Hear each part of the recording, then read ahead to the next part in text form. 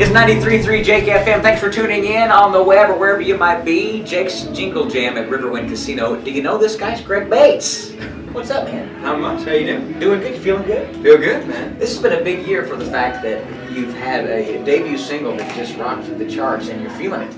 How does that land? What is that like? It's amazing. It's an amazing feeling. I've had a great year, probably the best year of my life. Sure. And we've been busy out on the road since March and just been hammering it pretty hard. And now we're in the top 5, and it's just I can't say enough about how great this year's been. The reaction to this song is one that people are like, man, you listen to it, and it's just a rootsy country song with that new fangled twist to it. Is that what people are feeling, or how do you perceive it? Absolutely. You know, I grew up on 90s country, and you know, George Strait, Alan Jackson, Randy Travis, all those guys. So, you know, that's where my influences come from. Yeah. And so when I went in with my producer to cut this record and write these songs and everything, we kind of had that in mind, and you know, and definitely, you know, make it more contemporary and keep it new and fresh and everything. But it's got to have, you know, the steel guitars and the fiddles on it that all those guys had, and that was the main goal from the very beginning. When you're sitting writing these songs, do you hear maybe what you think would be the final product just in the initial writing process? Sometimes, you know,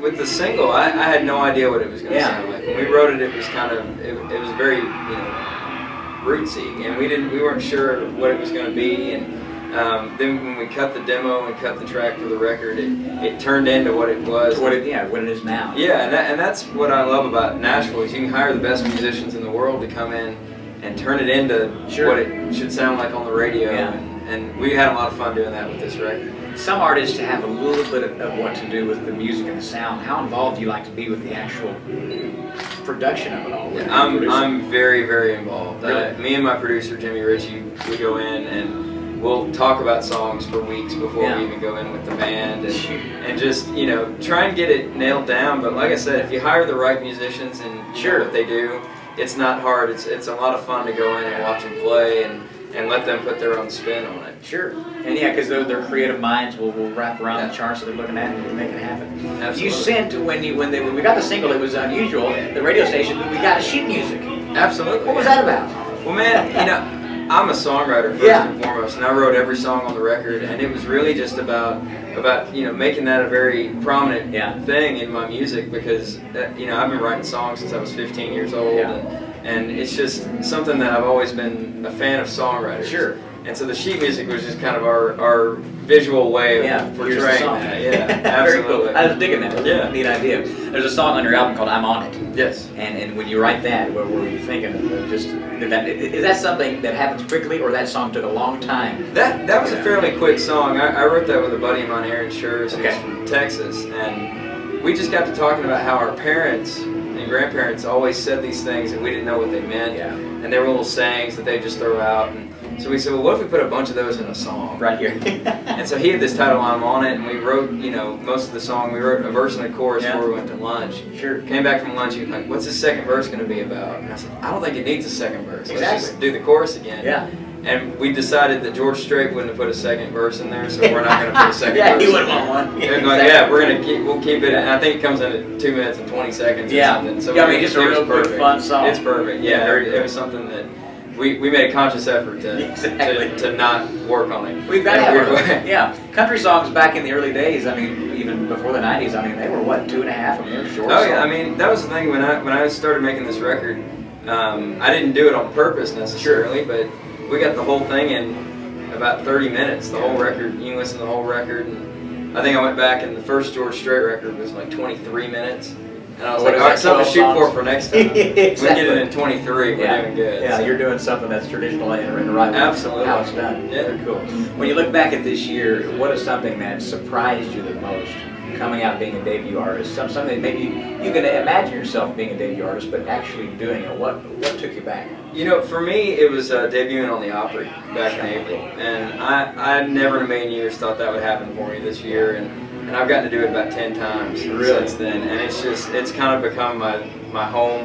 You know, and I grew up in Nashville, so I always watched the Opry when I was a kid, listened to it on the radio with my grandparents, and just getting to go and be a part of the history that is there and kind of be welcomed into the family over there. It's really, really cool, and you know, it's something I tell them all the time. They're gonna have to run me out of there because I love it. I absolutely love it. And every time I'm in town, I go play. So. Very cool. So it's like if you're in town and they ask you, it's no question. Oh, Tuesday night, Friday night, Saturday night. Yeah, the only time I say I can't do it is when I'm in Oklahoma City. Right here. You know, I'm right here, and it's like, well, I'm in Oklahoma City. Sorry guys, can't nothing I can do. There you go. Is there I don't want to call it a spirit, a feeling, a sensation when you're on that circle? What is that?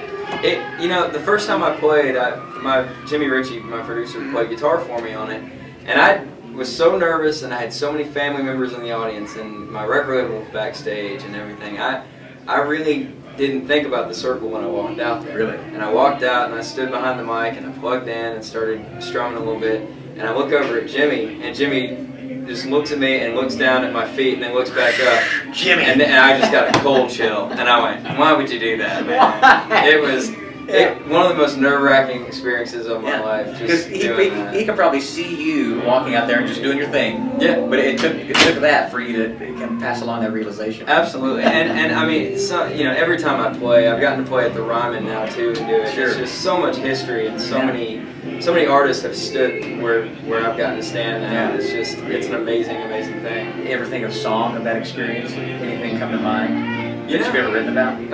Nothing yet, but I'm sure there'll be something. So if that's on your next album, a song about that, I'll take 50%. That for the we'll Is that how that works? We'll give you 33. 30 for the and idea. then we'll go from there. We can negotiate. Okay. I'll send you a contract. Chills of the Circle. That's what it'll be called. Chills of the Circle. I like it. 2013 means what for you? I mean, it's obviously something exciting as you continue to work with the single and the album. Absolutely. You know, we'll have a new single coming out first part of the year, and then you know, I'm going on tour with Alan Jackson.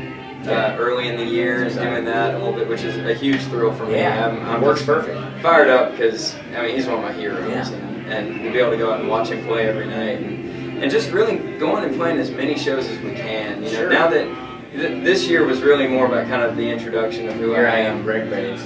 And next year's really going to be about, all right, we've got a hit on the radio. Let's go out and actually win some people over and bring some people out to some shows. I think that's the goal for next year. Sure. Would you write with Alan if you could? Absolutely. Talk about a songwriter. I'd probably just let him sit there and write, and I would just watch. I would watch and be taking notes on how he did it. How do you? Yeah. I mean, even as a songwriter, sometimes you look at people like that, or like a Chris Christopherson, or absolutely the Merle Haggard brain of it when they dive into a song is crazy. Yeah, and I grew up a fan of songwriters. Yeah. And that's an unusual perspective sometimes. Yeah. Absolutely. Exactly. Your family, are they involved with music, or do they look at you and say, "Where did he get that?" They do that. They do all the time. You know, I did grow up in Nashville, but it wasn't anything that my parents weren't in the industry or anything. And we were fans of songwriters and artists and country music when I was a kid. So they took me to all kinds of shows. Coming at it from a fan's perspective. Absolutely. And I just kind of caught the bug early from all the stories and stuff from songwriters. And we had some family friends that really kind of directed me early on. When you picked up your first guitar, did you feel a sense of this is what I really want to do, or did it take a while to kind of turn into your mind? You know, I love playing guitar. I remember I got it for Christmas one year. My brother got a keyboard, and we just sat in the living room and just made noise. Neither one of us knew what we were doing. We just made noise for 2 days. And you know, looking back, it's like I always had a passion for playing guitar. And I started writing when I was 15, and just, you know, getting into the nuts and bolts of the industry at that point. And it was probably when I got to college that I really knew that this is what I wanted to do, and just trying to figure out how to get there. Sure. Good stuff. Greg Bates on Jake's Jingle Jam. This Christmas, you get to hang out with family, like you said. You're going to go and get some rest. Yes, I'm going to go home and do nothing for a change and eat way too much food. Of course. Did you not do that for Thanksgiving already? I did, but I'm going to do it again. Hey, it's America, right? Absolutely. He's going to go play it for us. We're going to look forward to it. It's Riverwind and Jake's Jingle Jam. Merry Christmas, man. We appreciate you being here. Thank you very much. Happy New Year. You too.